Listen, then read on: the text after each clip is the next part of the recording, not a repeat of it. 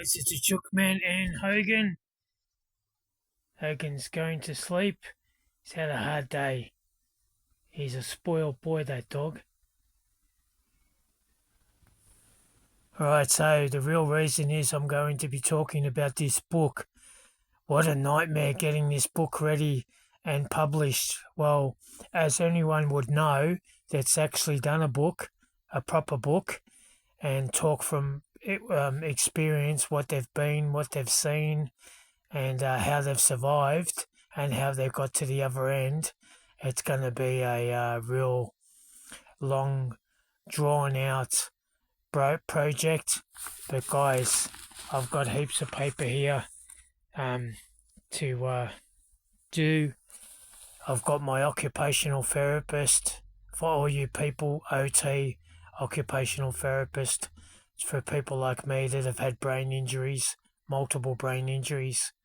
You know, through people that have had brain injuries like myself, I seem to amaze myself. Most people that I know of and I've experienced and I've listened to their story, some people unfortunately have had one bad brain injury and it's really holding them back. Unfortunately, I don't know how to explain it. I've had multiple brain injuries starting from when I was a young age. I got brain injuries from my natural mother chucking me across the room when I was a 2-month-old baby. But we're not going to go there because it's a very sad story. That's why I'm going to do my book. And in life, what happened to me is I fell through the gaps. That's why it's very important that I get this book published and get it properly documented. And I'm going to put my heart and soul into this because this book here, a lot of people haven't heard all of the story. Some people have heard some of the story, but what I've been through, what I've seen, and what I've experienced, no one deserves to go through that. But I think it's made me a very wise person. In saying that, I just like, look, guys, when you've been through so many accidents and so many assaults like the Chook Man has, and survive and come out the other end, and I'm not saying that to be sarcastic, I'm saying it because I don't even know how to explain the assaults and the accidents and the head injuries and being born with a disability to start off with. That's why it's so important that I get this book published. And all the stories that you hear in this book, they're going to be from the truth, from my heart, that I've experienced and I've been through.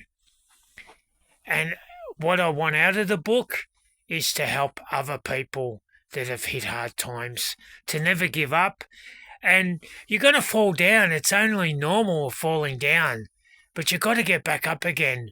And that's how I've learned to survive so long from the age of, I don't know, from 2 years old. I can remember right back till when I was 2 years old. I can even remember when I used to go to kindergarten in that foster family. That's how traumatized I was. You know, I got my first punch in the head, age 2, from my foster old man because he said I swore. He punched me with his full fist to the head. Could you imagine what that would do to a 2-year-old boy? Anyway, we're not going to go there. This is all going to be documented and put in the book. And the book's going to be called I'm No One Special, But I Am Someone. Now, guys, there is a message in the name of the book. I'm going to try to feel... I've got to go right back to when I was 2 years old and then go from step to step to step, say from age 2 right up until I was 10, and explain what happened to me from age 2 right up till 10, and then get to 10 years old and explain what it's like from age 10 right up until I was 20. And I want it to be a real drawn out story about my life, that how I've suffered and how I've conquered and made through and got to the other end. Now, also, don't forget, I've had some kind people come my way and show me kind stuff and do kind stuff for me. And I've never asked these people to step up to the plate and help me. I've had a boss that employed me. He knows who he is, from Raglan Street, Preston. He was working in a handicap workshop. He helped me along my journey. He showed me another way of dealing with my sadness, and I'll never forget that man. Whether he knows it or not, he was a good role model in my life growing up. I'll never forget the kindness. He showed me stuff that I would never ever see, and I'll never forget that. I've even kept my resume that he gave me for the job. I put it on my wall because one day, hopefully he walks through this door here and I can tell him my story and thank him and shake his hand and thank him and say, you played a big role in my life, believe it or not. You showed me a different light, So that's one example. But I have, in life, you have to, if you're going to put 100% in life, you have to put 50% of your own time and your own effort to get to the other end. I've been left with critical PTSD and brain injuries, but you know what? Out of all that, I'm still alive and I'm still here. I'm still breathing. Some people I lived on the streets back when I was 16, they're no longer here. They've passed on through trauma. Back when I was 16, kids were taking drugs, heavy drugs, to kill the trauma up here. Because once you've been traumatized, you take that to your grave. I don't care what these occupational therapists say and these professional counsellors say and all that. You take it to your grave, but somehow you learn to put it aside and get on with your life, like I have. That's why I said in the book, I'm no one special, but I am somebody, And this book is going to be very interesting, and I can't wait to actually get it published. But it's not going to happen overnight. I've got to sit down, I've got to get it all documented, make sure that when people read it, reading the story tells you what I've been through and how I've survived and come out the other end.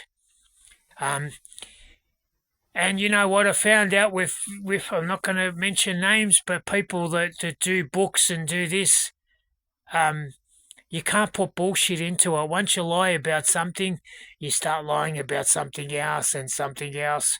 But I can get all this documented. I'm going to get dates, like I've been put into hospital, the time that, the assaults and all that. I'm going to have dates and times and which hospital I ended up into, A lot of nurses that looked after me, especially when I lived on the streets, were amazed that I was still here once they've bumped into me again. Like there's one lady I met down at my local chemist. She remembers the street kids back then down St Kilda. She worked in the chemist on the corner of Grey Street. And I went, wow, so you'd remember us street kids? And she said, yeah, I do. There's a couple of people I've run into that actually remember us.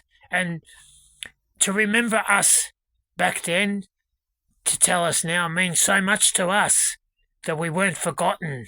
There was a lady in a wheelchair down St Kilda back in the days.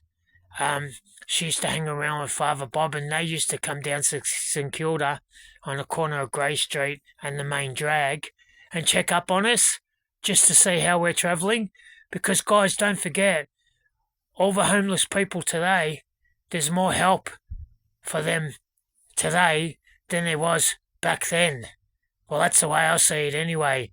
There was places you could go back then to get a feed, But now you've got people, kind people, walking around the streets of the Melbourne and giving out sleeping bags, tents, clean clothes, toothpaste, toothbrushes.